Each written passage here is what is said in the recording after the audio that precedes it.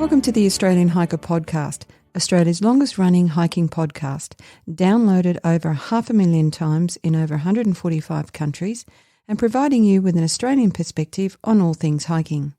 We're your hosts, Tim and Jill Savage. This is episode 201 of the Australian Hiker Podcast, and in this week's episode, we're going to talk about Christmas gift idea for hikers. It's time already. It comes around pretty quickly. Before we get into today's episode, if you'd like to help support Australian Hiker and this podcast, there are a couple of ways that you can help us out. Firstly, by subscribing on your podcast host of choice so that each episode is available as soon as it's published, and if you have the opportunity, leave us a 5-star review. Another way to support us is go to the Australian Hiker website at www.australianhiker.com.au and click on the supporters page and buy us a coffee. You can do a one-off donation or become a monthly supporter. All donations are greatly appreciated and help us to continue producing this podcast and blog. Now let's get on to today's episode.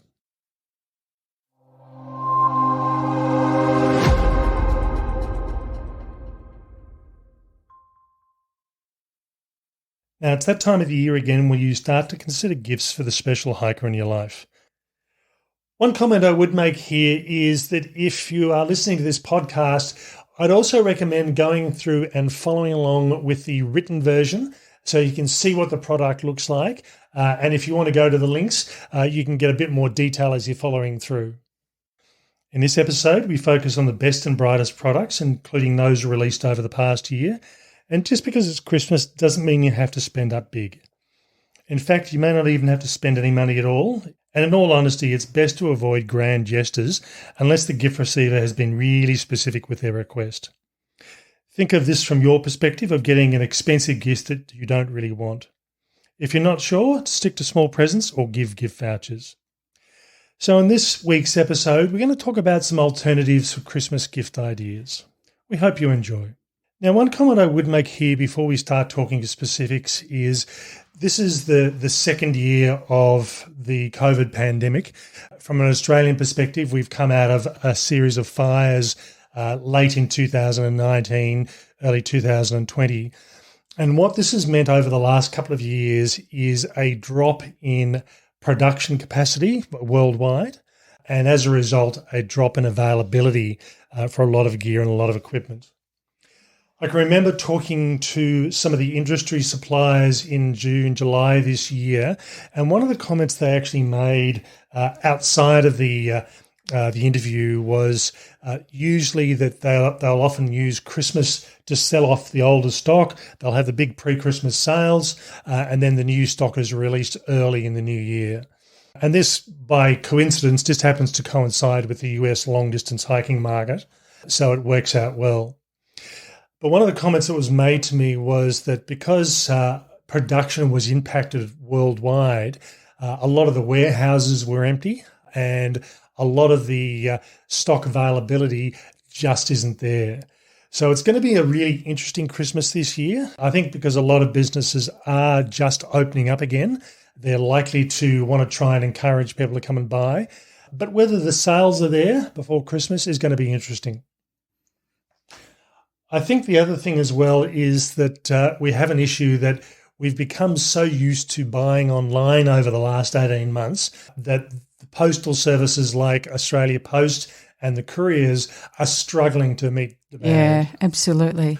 And we're just we, and I say probably me here, are just as guilty. We spend a lot of money online as opposed to going into a bricks and mortar store. And what this has meant is we've really noticed the delay in deliveries. Sometimes the delivery services are pretty good. We'll order stock and it'll turn up in a matter of sort of 3 or 4 days. But other times the delay is there and it is noticeable. Yeah, some days we don't get any parcels delivered at all. So I think one thing to consider, even though we traditionally do talk about Christmas gift ideas for hikers in early November, the reason for that, particularly over the last couple of years, if you really want something specific, now's probably the time to start thinking about it. A, to make sure the stock is available, but B, also to make sure that it's going to turn up before Christmas time itself. Yeah, and here we're talking to those who are are potentially going to buy gifts, and also those who want a gift. So we'll flip in and out of that. If you want to pretend that you're buying it for a friend, do that too. So the first thing we're going to talk about is $0 gift ideas. Now, this is something that people don't often think about. Normally we tend to associate buying gifts with spending money, but I think this is probably a really good indication this year for those parents that have been stuck at home homeschooling their kids for the last 12 to 18 months, losing the kids for even a day or sending them off to grandma or the friends is probably a really good Christmas gift. They love them dearly. And it allows parents to have a bit of alone time, a bit of adult time, particularly if they, as much as they do love their kids, they don't want to spend all the time with them. So offering to take kids for a day or a weekend or longer than that. Just the ones that you know, not any kids. Is not a bad idea. Other options, things like drop-offs and pick-up services for your hikers to get to and from the trailheads. I know from my perspective, we went camping last weekend. We parked at the trailhead and then walked roughly 3 kilometres into the campsite. It was only a short walk. But I must admit, this particular campsite, it's on the edge of the suburb. There's a lot of traffic around. There's houses not that far away. And I must admit, I always do worry about leaving cars just parked there because it's pretty obvious that you're gone for the night and the car is someone's not going to come back to the car. It's in a very exposed spot, yeah. Whereas if you go in the middle of the bush, you don't tend to think about that. Mm-hmm. And the other alternative is allowing your significant other to disappear on a hike they've always wanted to do. And thankfully, this is something Jill does for me quite regularly, although I think it's probably just as much a present from her. I was just about to say that. He's gone. The house is clean. Everything's where it's supposed to be.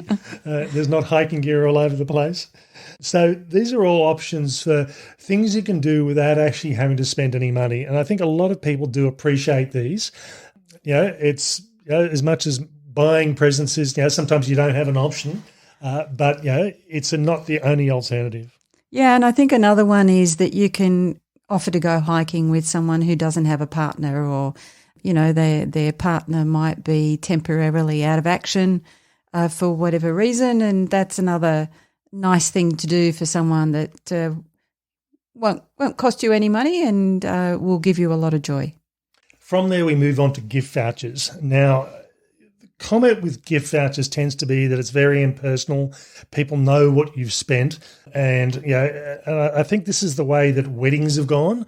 I know with a lot of the weddings we've gone to over the last few years, giving cash seems to be the thing that most younger people want. The wishing well. The wishing well, yeah. and I think from a perspective of hiking is if you have some fairly major expenses and you don't necessarily have the ability to buy that amazing tent or that really flash GPS, donations from friends and relatives can be a big help of that. And I think the other thing is that you can get what you really want as well. Yeah. And there's certainly a range of gift vouchers available.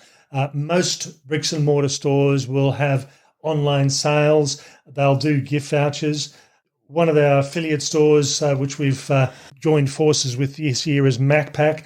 And MacPack have a range of different images that can go on the printed gift cards. So you can get hiking gift cards, you can get rock climbing gift cards. So it's just sort of taking that one step further. But whichever way you go, there's plenty of options and plenty of alternatives. And the biggest thing I've noticed over the last couple of years is hiking stores used to do set limits. They used to do a $25 or $50 or $100 gift card. Now most of the stores will allow you, if you want to spend $33.94, they'll let you do that. And I think they realise that by limiting people to a particular value, they potentially lose customers, and this allows them to come up with an amount that suits you. Yeah, so I think that's a good point. So the value of the gift suits you, and getting the gift means you can get what suits you. From there, we move up to spending money in reality here, and this is gift ideas under $20, and there's plenty of things to buy in that sort of category. Some of the things that we've purchased this recently probably fall into this category, and one of them is things like the Cedar Summit First Aid Dry Sack. I've ended up buying 2 of these just recently. Because you can never have too many first aid dry sacks. Well, this was a new product, and it was a bit of a what size do I need? And they produce these dry sacks in a 1, a 3, and a 5 litre size. And funnily enough, they also call these a day hiking size, an overnight, a camping size, and then an expedition size. And that's really what they are. So my original purchase was the 1 litre pack, and it was, well, I can actually fit everything in there. It is snug, and I can't quite get enough roll on top to really make it a waterproof sort of sack. So the 1 litre size is going to become my day pack first hiking kit, and I'll put everything in there that I need for a day, whereas the 3 litre size will become my multi-day or multi-week expedition trip. And for that, I really needed at least a 2 litre size. So the 3 litre will fit quite comfortably. The ever favourite one tends to be freeze-dried meals. Now, I know not everyone likes freeze-dried meals, but they're just easy. I know a lot of people prefer to make their own dehydrated food, but for those people that are planning on trips, they tend to say, right, I'm going on a trip in 2 or 3 weeks, and they'll start making food. For me, having a range of freeze-dried meals in a cupboard at home means that if I decide, right, next weekend I'm going to go camping, I've got the food there without having to think about it. And these days, it's not unusual for me to have probably 15 to 20 packs at home. And I must admit, I did go full on last year when we shut down for the first pandemic. We bought a big batch of meals. We thought, well, you know, things don't work out and we can't get to the supermarket. The freeze-dried meals are a good option. Yeah, I don't think we needed all of that dal though, because or the cauliflower dal. Being locked up and eating all of that dal wouldn't have been good. So it's the sort of thing that, you know, as long as you know what people's food tastes are like, and most manufacturers of freeze-dried meals tend to make their meals slightly on the blander side because that's what the average person likes. There are some spicy ones, but you're better off avoiding those unless you've got a real spice lover as a friend or family member. Next thing, which has been on this list for a couple of years now, is the GSI Essential Spoon Long Handle. And they do a short version of this as well. This is a long handle spoon. It's plastic and it's got a rubberized head on it. And one of the things I like about this is I'm not a big fan of eating with metal spoons. I mean, even though we do that at home when we're eating food. Yeah, saying that sounds just really silly now, doesn't it? It does, but this is such a more comfortable spoon. You know, it is. You can put it in your mouth. It's not hard.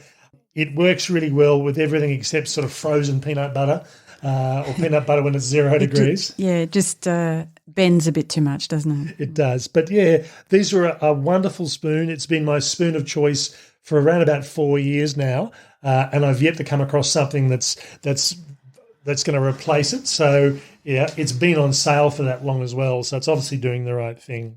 One of the newer products that hit the market this year from Cedar Summit was the Cool Grip X Mug, and they also do an X Cup. Now, the X Mug is 480 mils in capacity, which is a large drink. The X Cup is a slightly smaller version of that. And what they've done is they've taken the X Mugs, and by calling them Cool Grip, they've gone through and put rubberized veining on the outside of the cup, which means when you hold it, it doesn't matter if what's inside is boiling. And I know from using the X Mugs for a few years, when they were boiling hot, you had to be creative how you held it, and you typically tended to hold the rim and not have your hand directly on the mug itself. And I think even with any kind of liquid with the previous one, it was easy to squash it if you held it a little bit too tightly. On this one, it's a bit more difficult to squash the mug while you've got the liquid in the mug. And the other thing I would say is I think I made a comment about the previous one that the rim, the lip of the cup was a bit industrial. This rim is a little bit less industrial.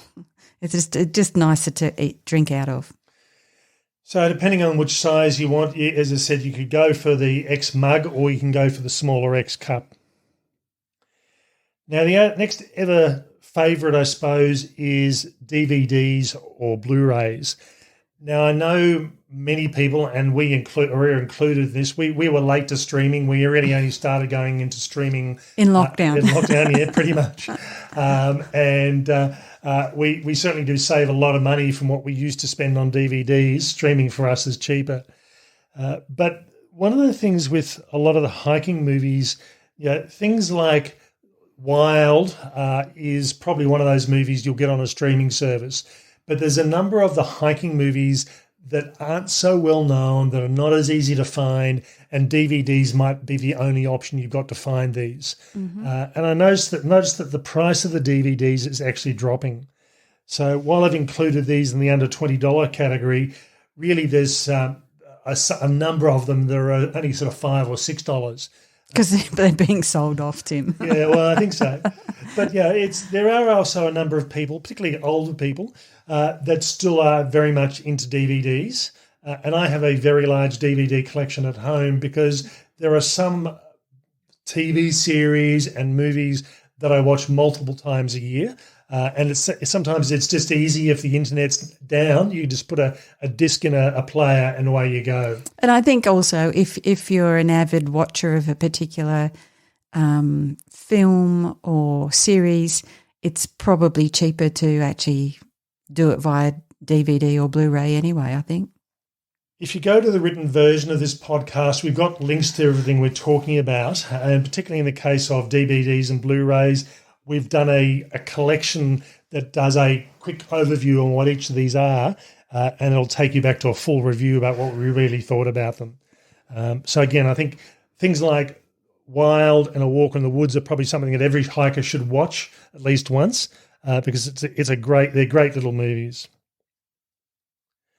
From here, we bump up to the $20 to $40 range, and I've included books in this sort of category. You can get books that are under $20, but most of them sort of seem to be $20 upwards. Up until the last few years, we tried to review one book a month. This year, because I was doing so much reading from a work perspective and I had so much else that was on my plate, I think I've only reviewed about 4 books this year. But certainly, there's a lot of books and they're all still available. And again, particularly some of them do still come from overseas. But, for those people that are into reading, there's a range of book going from kids' books to cartoon-style books and also biographical books as well. Tent pegs also fall into this category. This is a really weird gift to give someone for Christmas, Tim. I don't know, actually. Here, take this sharp metal thing and do something with it. Yeah, giving someone one tent peg is probably not going to work well unless you're doing Secret Santa and you've got to limit how much you're going to spend. So in this sort of category, we're talking about the Msr hook tent stakes, and these, as far as these hook type stakes, are probably the top of the range for this type of tent peg. 6 tent pegs, $25.65. So you're looking at around about $5, under $5.50 per peg. So yeah, if you've got a Secret Santa and you've got a price limit, it's a good way to do it. You get to keep the rest of them as well. From here, we move on to something just a bit different. And just over the last week or so, before we release this podcast, we've gone through and partnered with Buff and done a custom buff. We're big fans of buffs, but a lot of the buffs tend to be, the Australian buffs tend to be the Australian flag or the Eureka flag, or they'll have a kangaroo on them. We've decided to do something iconic and put a wattle in flower on the buff as well. So this is something just a bit different. And the aim is to do a release at least once a year, or on average once a year. And we've got a couple of our next ideas already lined up as well, but that'll be sort of 12 months down the track. So these have been just released over the last few days. And we're pretty pleased to have them. They're the original buff, so they were made and printed by Buff, not purchased from Buff and then printed somewhere else. So they've come straight from Buff, and we're pretty happy that they're available. Shifting into the $40 to $100 category, we've got a range of products through here. Every hiker, unless you're just doing the urban walks and not leaving the city, every hiker should have a compass with them. And there's a range of compasses from the cheaper end of the range to the really expensive. But certainly down the lower end of the range, the Sunto A30, which is under $50. It's a great compass, does the job really well. And again, this is the compass I typically take on most of my hikes. I'll tend to save my more upmarket compasses for doing something a bit more complex, or I'm doing serious wayfinding rather than just checking to see where I am. The next in this category is arcade belts, and I'm now the proud owner of two of these. Jill's still only got the one. They're breeding. They're breeding, yeah. And Arcade's actually gone through and released an extra long belt this year, which will suit up to a 50-inch waist. The normal size waist is roughly up to around about a 40, 42-inch waist. And they're sold as the world's most comfortable belt, and they really are very, very comfortable. Typically with these belts, I leave them permanently on my hiking pants. When the pants get washed, the belts get washed as well. I just can't be bothered taking them off, and I'm usually wearing the same pair of pants on all my hikes anyway. It is important to do the belt buckle up, otherwise it clangs around in the washing machine a little bit, but you probably wouldn't know about that.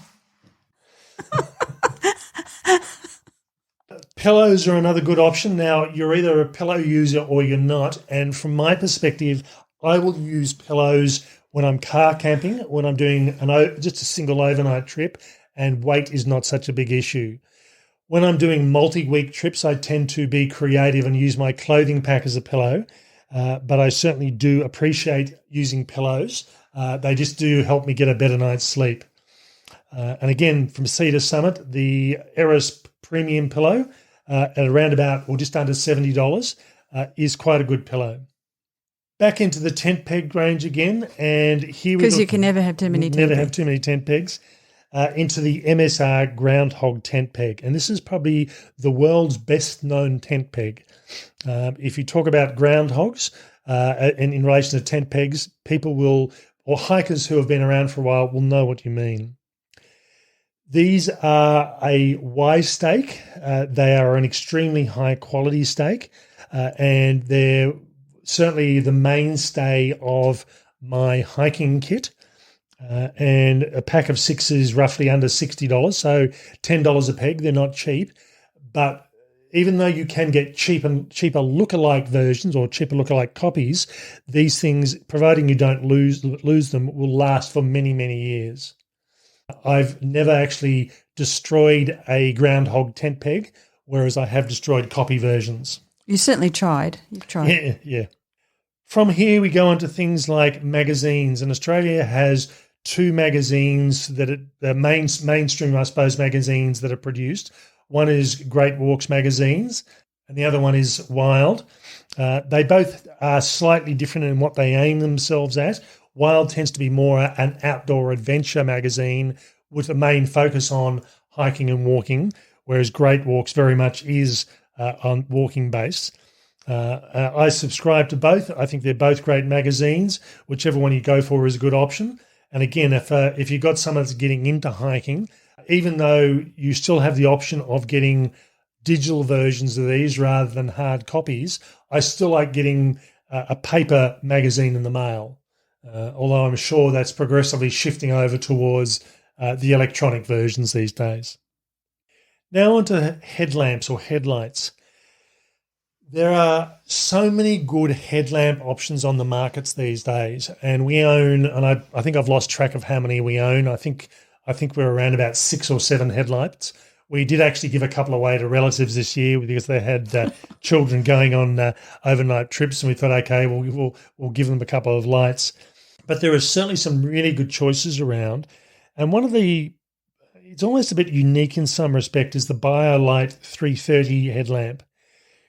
When it first was released, it was a split system where you had the lighting unit on the front and the battery on the back, And at that stage, most other lights were all pretty much all out the front.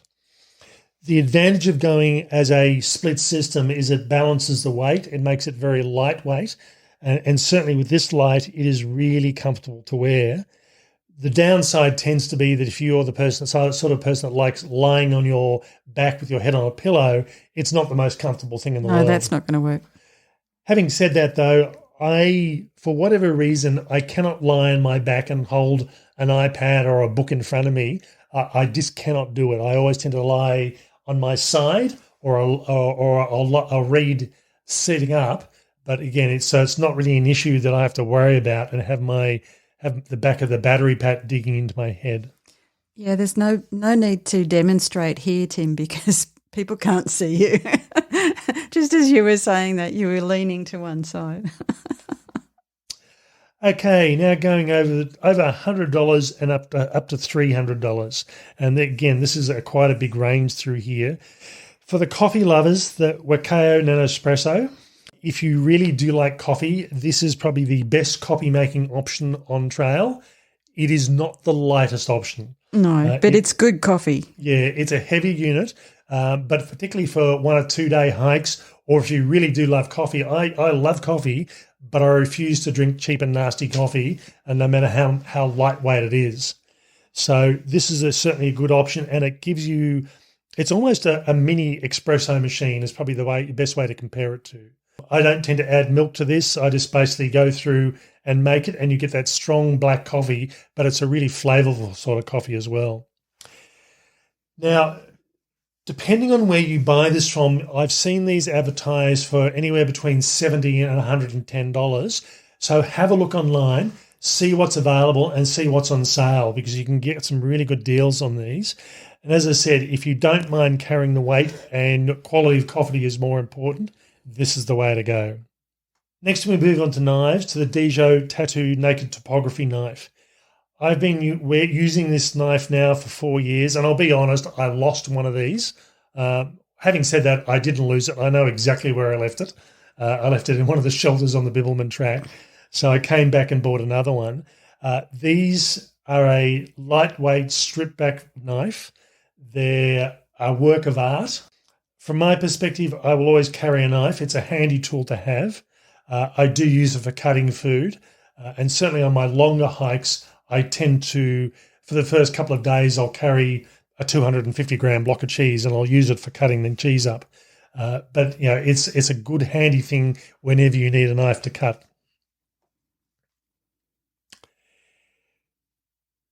Jetboil Zip cooking system is the next one in this sort of category, and it's under $170. There are so many stoves on the market. They all fill their own particular niche. But from my perspective, the Zip is one I tend to use when I'm solo hiking. Size-wise, it fits quite well. It's relatively cheap and it's relatively lightweight. I know people will often prefer to use standalone gas stoves and add their own pot. And from my experience on trail, the Jetboils aren't as common as the standalone little gas stoves. But from my perspective, they're convenient and they're easy. I just don't have to think too much about them. And they are relatively wind protected. You can certainly get bigger stoves. You can certainly get different brands. MSR also produce one called the Wind Burner, which is a much more expensive stove. But it's also in a different price category as well. So really having a Jetboil is one of the rites of passage, I think, for a lot of hikers. But as I said, you won't see as many of these types of stoves on the market or out on trail as you will of the others. One of the most popular searches that occurs on our website is the Cedar Summit Etholite XT sleeping mat. So Cedar Summit, which we've mentioned a few times on this podcast episode, is an Australian company based in Western Australia.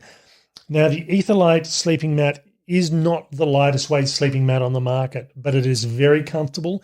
It is very quiet. People often criticise some brands of sleeping mats for being really noisy. No, they just criticise the people who are thrashing about on them, Tim. So if you're a restless sleeper, these mats are really good. They're thick, they're comfortable. and they're a very good mat and particularly good option for a car camping mat. If you want the lightest weight mat, this is not it. If you want a comfortable mat that's quiet, this is a really good option.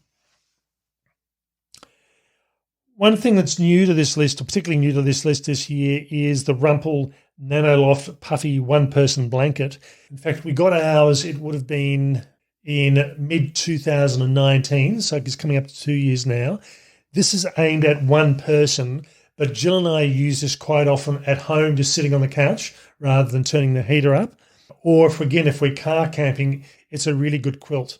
So we can actually put it either under ourselves or over the top, and it works quite well. Yeah, and even though it's a one person, it's quite a generous size as well. So you could wrap yourself in it, or you could cuddle someone special under it. And Rumple do actually do two-person versions of these mats. But as I said, we have come to love this, and it gets used very, very regularly. Now we shift up to gift ideas, $300 to $1,000. And this is where you're starting to get expensive. This is not the spur of the moment present you buy someone without first checking with them. Really, if you're going to buy someone a present in this category, you want to know exactly what they want. And the first of those we've got listed here is the Cedar Summit Spark 2 sleeping bag. That's the bag that I purchased earlier this year, and it is pretty much my catch-all sleeping bag. It'll do me for just about every hike I do. If I'm doing something in extreme cold, I'll add a thermal liner, and if it's really hot, I'll unzip it and just use it half zipped. Or if it's really, really hot, then I'll just go through and bring the Rumple quilt that we just talked about. But for me, this sort of fits the sweet spot. If I'm only going to purchase one bag, this was my choice. The Garmin Inreach Explorer, which has been around for a few years, also falls into this category, and it's one of these sort of presents that is just as much a present for the giver as well as the receiver. So this is the device I take when I go solo hiking. It allows Jill to follow where I am and to see where I am. I can put a time delay on this of 10 or 20 minutes. I can put on almost real time or a couple of minutes delay on this. So if I'm sitting there not going anywhere, Jill knows where I am at best within 2 minutes, at worst within 20 minutes. And the idea of the time delay is if you're what in my case, I go through and make this public, it gives me a bit of lag. So you know where I am within 20 minutes, but you don't know exactly where I am. So it gives you a bit of security and privacy. And, from my perspective, I think you've had it for a few years now, and it's done a few kilometres with you, and it's been great for me when I'm not with you to follow along. Now, a word of warning here, there is a subscription service here with this, so you don't just have the purchase price. From my perspective, I have this running 12 months of the year. I use it on the $25 a month subscription. When I go on my long distance trips or I go away, I'll upgrade it and then downgrade it again the following month. So you do have the ability to bump it up when you need to and bump it down when you don't need to. This is a product that's become hard to find at the moment, and again, this is a bit of a casualty of the pandemic. And I know talking to people that they are struggling to find these. You still can find them, and they still are available, but they're not as readily as available as they used to be. There is a cheaper version of this one, and I must admit I like this particular model. And the main reason for that is it's got the best battery life out of any of the Garmins. Garmin have gone through and brought out a new model, which is it's exactly the same. It has a much better mapping system on it and a much more detailed mapping system, but the battery life is nowhere near as good.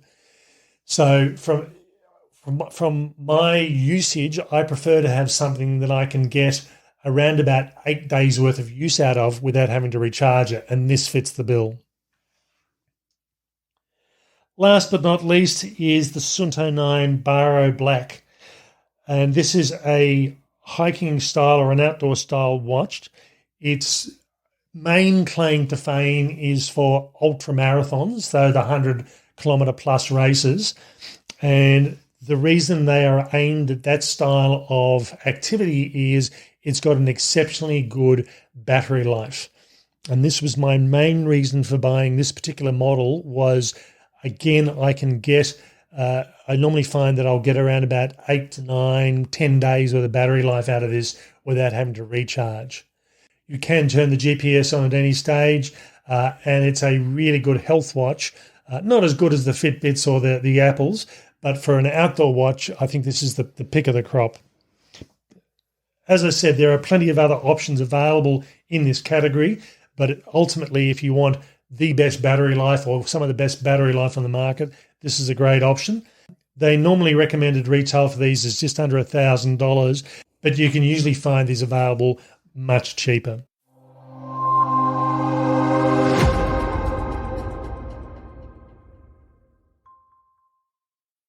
There really is no end to what you can buy, avid hikers, in your life. Just pay attention to the strategically placed gear reviews laying around the house or the open magazines or the partner talking about a particular model or product. And I think Jill's used to that. When I'm looking at buying a new tent, which we've done just recently, I spend months researching. I'll be talking about it. The web page is always open to it. So Jill knows exactly what I'm looking at. And then I don't even take the hint and it just turns up. It's one of those boxes that turn up on the doorstep. One comment I would make here is that while you can buy cheaper products occasionally from supermarkets or from overseas websites, the products we've talked about have come from what you class as mainstream suppliers and manufacturers that have spent the time and the resources developing the products for the market. I often see tents advertised on overseas websites and they are really cheap, but I'd rather have a tent that I know will cope with extreme conditions, that will last well, that I can find spare parts for really easily. So I tend to go for the brand names. While we do occasionally get given free gear, usually we do purchase most of the gear ourselves, and we go through the same process that everyone goes through about, is this the product for us and is this something that's going to suit us? Does it fit? Is it the right colour? Yeah. That's basically it. Now, one of the things we haven't talked about is, we talked about videos and DVDs, and as we said, streaming really has become very common these days. So one thing that you could possibly look at is things like subscriptions to the National Geographic channel or the outdoor channels. These are something, there are so many streaming services available these days. It's almost like, where do you draw the line, or do you get everyone?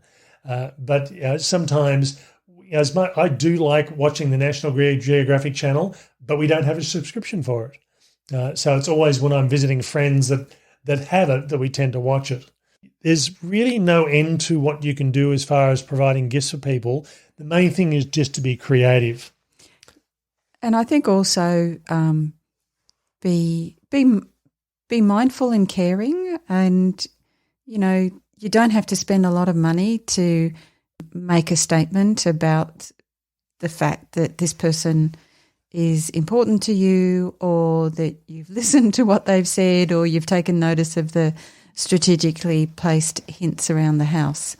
And, for you, if you're wanting to guide others in your household, in your family, around gifts that you might like them to get for you, then think about it in terms of that sense of generosity and that time to, remember what the gift giving is really all about.